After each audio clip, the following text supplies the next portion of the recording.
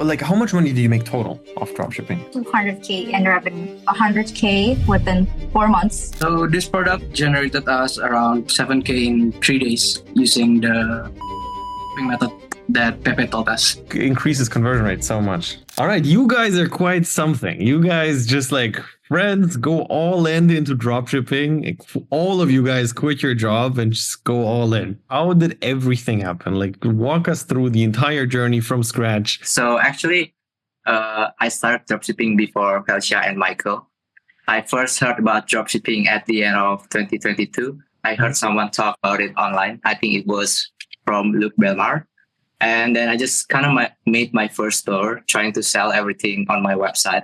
And then I also started running Snapchat ads because I found a lot of people found success with it.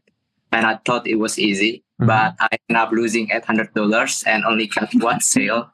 And the crazy thing is I need to work for 4 months in order to get that money because my salary here is quite low. And yeah, after a few months, somehow I came across Mikey's videos. I followed Mikey's journey even before he joined the program. And actually wait for every month for his new videos because Mikey was so transparent about his journey, sharing it step by step. And I also learned a lot from his videos.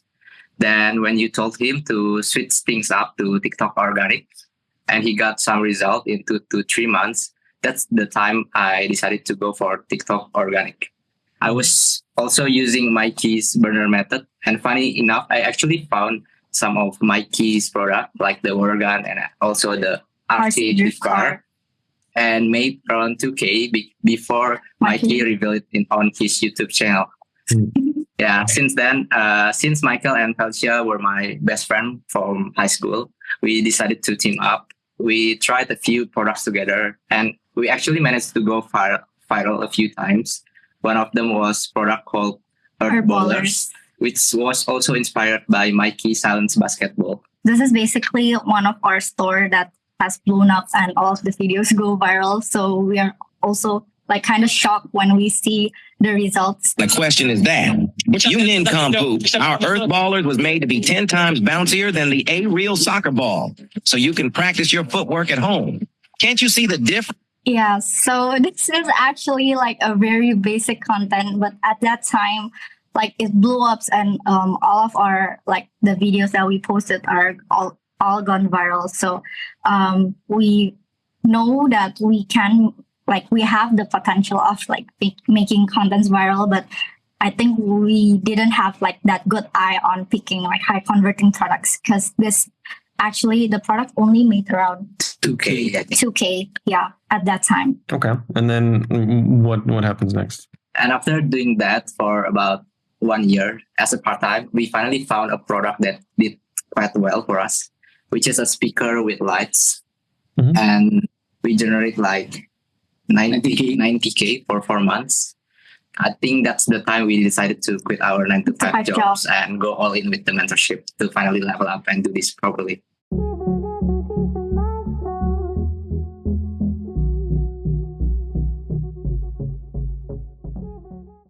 So why do you guys think this made 90K? Actually, so we could say that we found this product not on like a competitor store, but we found this on someone who like do affiliates, I think. Yeah. And that person also like only like showcasing this product. Like it's just a good like aesthetic products that you can like set it up in your home. Yeah. So when we see that product, we actually love it. And we think that it could be potential to do well on organic. That's why we pick it. And we're one of the first person that like run this product in the market. So maybe that's why we made 90K.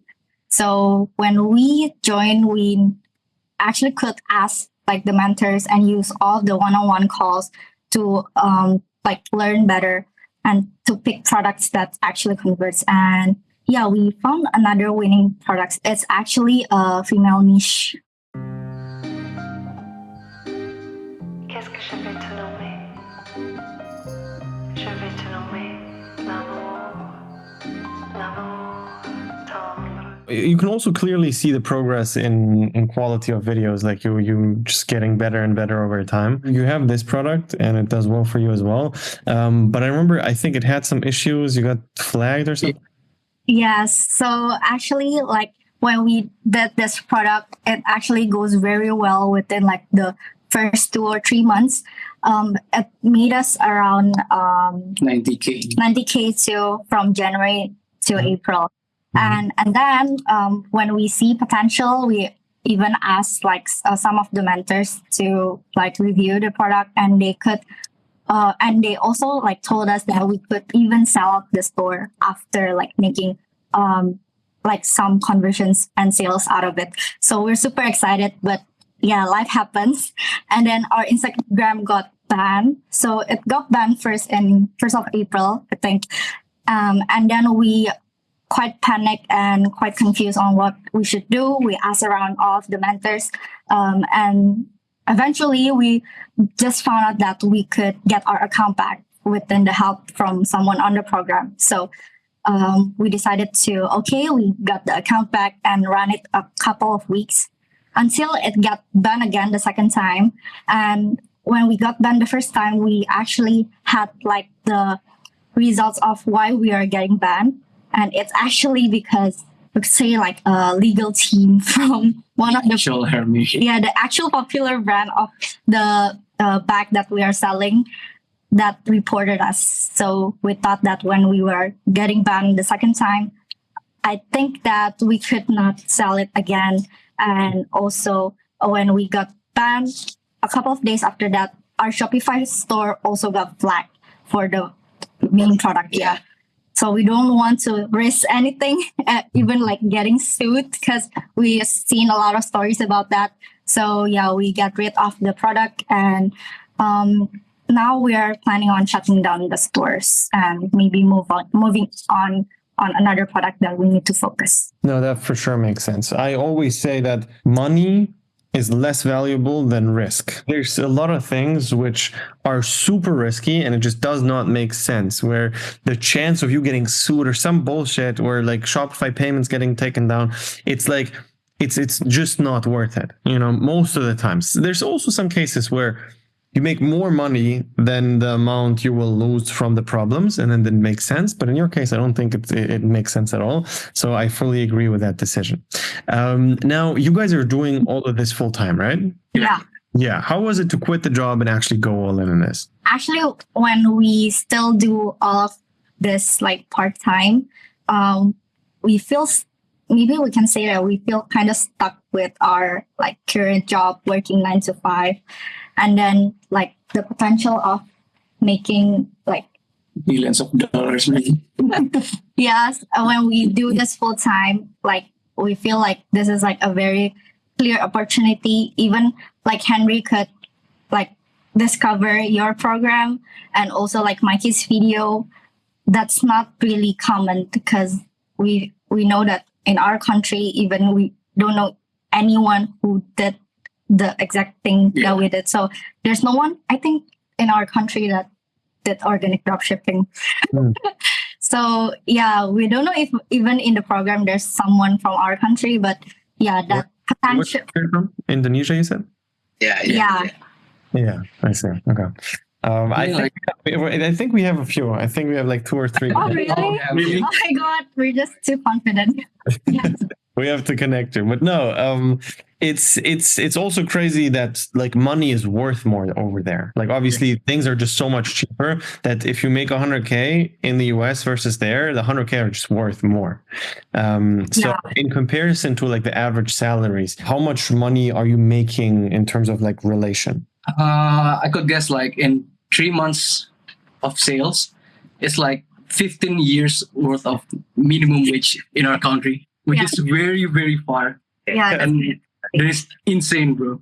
Wow. You said 15 years? Yeah. Yeah, but in minimum wage, like in our country. Which is like $300 or $400. Whoa. So what do you do with the money? Do you spend it? Do you keep it? What's the percentages you do in terms of like spending versus keeping? Basically, actually, our money are like we use it back to like product samples, and also we actually have hired like 2 creators just recently. Maybe we can say like a couple of weeks. So we're still testing and trying to figure it out too, because like in the program there's also like a lot of mentors are talking about creators, right? So we also want to test it out. That's why, yeah, we don't really like spend all of the money like just like for our personal things, but we get it back into the business and also just like shuffle it inside it. Just for perspective, is we only spend like $400 for each person a month. Yeah. So for saving from the money we got from dropshipping is crazy. That's crazy because like the living expenses are so low with you guys for you guys. Yeah, it's dirt cheap here. That is insane. That's so crazy. But like, how much money do you make total off dropshipping? 200, maybe. Yeah, 200 Yeah, in maybe revenue. around 200K in revenue. Yeah. So this is like for the mini Birkin bag. Mm-hmm. We've made 100K within 4 months. So that's January to April. And then the peak was in March. I think we get around 40K. 40K. 40K. And that was before the ban. So you can imagine like we're having crazy sale in this month, and then we got banned twice. Nice. That sucks. That sucks. Yeah, that sucks. I think profit margin is around 60%. Yeah. Okay, we have that, and then we have the second store as well. This is like for the product that we're just recently do. So this product generated us around 7K in 3 days using that Pepe told us. It's crazy, huh? It's just so like it increases conversion rate so much. And what we see in this product is our conversion rate is 3.75%, which has never happened to us. We usually only got like 0.9, 0.7, 1.5. It's just the strongest offer which is out there. There's nothing which converts better. Yeah. So actually, like within this product, we also like want to ask your advice because actually we've made this, but our account only just reached like only 400K views. We haven't even get any million views, but we get this conversions and results, and which is very quite potential also like for us. So maybe we could also share you the product actually like for this dashboard. Sure. So we also asked this to another mentors, and Sasha actually, and Sasha told us that this could be like a good Facebook ads product. I don't. Yeah, no, I see it. Yeah, I see that. Okay.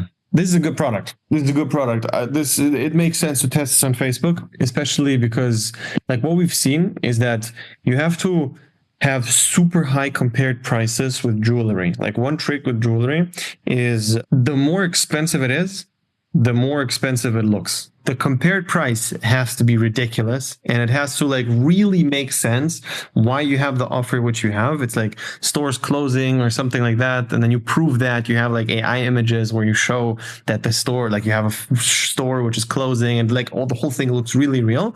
If you do that, it crushes. All right, this is something which we've seen over and over again. It's like something you can definitely do. Still in the Facebook ads questions, we want to ask you like, how do you like filter what's up if that product is a good fit for Facebook ads? Because we've just wanted to start to learn on Facebook ads, and we're basically do organic all this time. So we could see like the potential of a product going like that can convert in organic is mostly products that have a wow factor and also like emotional and everything. But for Facebook ads, like what's your standards that fits the criteria to test a product? Yeah, so it has to be a niche where people actually care about it and they love it. And ideally, it's like there's a discrepancy in what it usually costs versus what you sell it for. So if you know that in the niche, it's normal to buy the product for a few $100s, and then you can sell it for like 10 or 20 or $30, it just like you destroy everyone. And the easiest products to sell is when there is a lot of market awareness and product awareness, but people don't know about the version you have. So either the version is super cheap, but it's like usually super expensive. Like people have to be aware of it. And the wow effect is kind of taken out a little bit because they know it exists and you just have to make the last decision maker. So this is what we call low hanging fruits, It's like somebody did all the research, they did all the things they needed to do for the product. And you're just like, you come in, steal the sale, and that's it. And like the easiest way of doing it, because then it's just people who are aware they already want the product. It's the same. It's a very similar thing to like Google search, for example. Google search is also one of these things where if somebody searches black table, they're there to buy a black table. And you just have a store and then it's a black table and, it's a very straightforward thing. If there's really strong market awareness, it just destroys everyone on Facebook, especially if you have a so much better offer than everyone else has. And you have that. Thank you for your insights.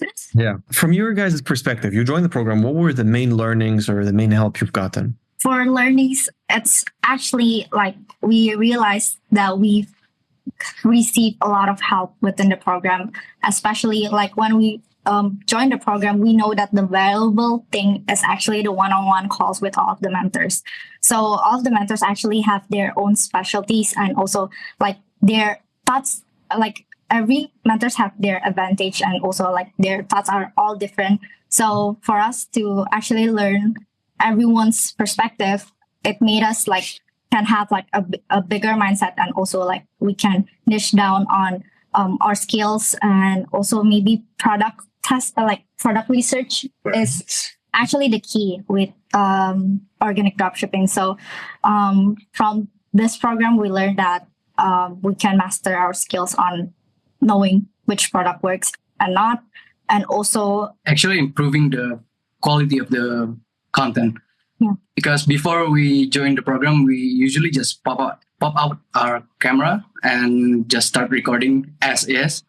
So along the time we are in the mentorship, we start using lighting. First, we start using one light. And then you said that you need light on the left, light on the right, and then light on the background. So we start improving on that. And yeah, if we compare our like content before and after we joined the program, it's actually like very, very different, and we improve so much too from all of the mentors' advice. No, I think the next big move for you guys is going to be Facebook ads. I look at your content and it's good. You're 3 people. You have a lot of workforce where you can test a lot of things, and it's just like a lot of hours per day just because it's 3 of you guys. So it's like I genuinely think that you can make it work really, really well on Facebook if we actually go hard on it. Your product plus the other ones, because like it's good that you smart about the money. You didn't spend too much, and you have a lot of money left, so you have a good budget to start with Facebook now. And I think this is where we're going to go as the next step. So far it was all organic. You made a few $100,000, amazing, and now the goal is to make a few $1 million, and this is where Facebook kicks in. And it's very difficult to do that organically. There's a few yeah, we realized that too. Yes, and the cool thing about Facebook and scaling with Facebook is just, how with organic you have like you constantly repost like videos, and then you have usually 1 or 2 or 3 videos which made you the most amount of money. They die. You stop receiving views from them, right? And with Facebook, you just spend more money and it keeps making you more. It keeps printing. And for us, we made like from most of the products, it's always like this. There's 2 ads which spent 80 or 90% of the entire budget, millions of dollars, which we've spent on 1 or 2 ads per product. And it's always like that. We've tested hundreds and hundreds of videos.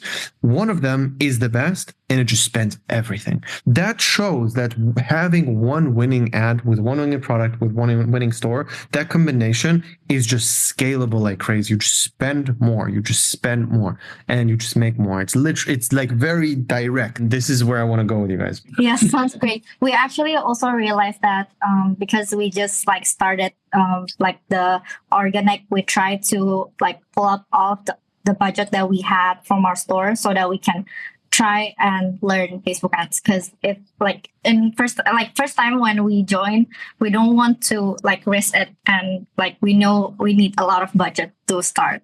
And I think that now we can. The thing you guys did with like saving up the money is great, but I think it's also a mistake, and a lot of people do that a lot, where they stay in the organic game for too long. You know, you're not doing organic to do organic. You do organic to scale on Facebook. That's why you do organic. It's like you become the guy who made $100, $200, $300 organically, or $1,000, and you have like hundreds of $1,000s in the bank. The goal should never be post my little next video, find my little next product. It's just build a brand, and building a brand is the Facebook thing to do. So if you guys lock in properly, within a few months, you're gonna outcompete all of your organic stuff with Facebook, like really easily. You just mentioned that it's the three of us, so we actually also have this struggle of like as a team of three, we divide our work like based on our product niche. So each of us like try to test out a product, but sometimes like we feel that when we say that we're a 3 people team, like we never seen any dropshipper, even like students that are like in a team of 3, maybe just 2, or even like their personal.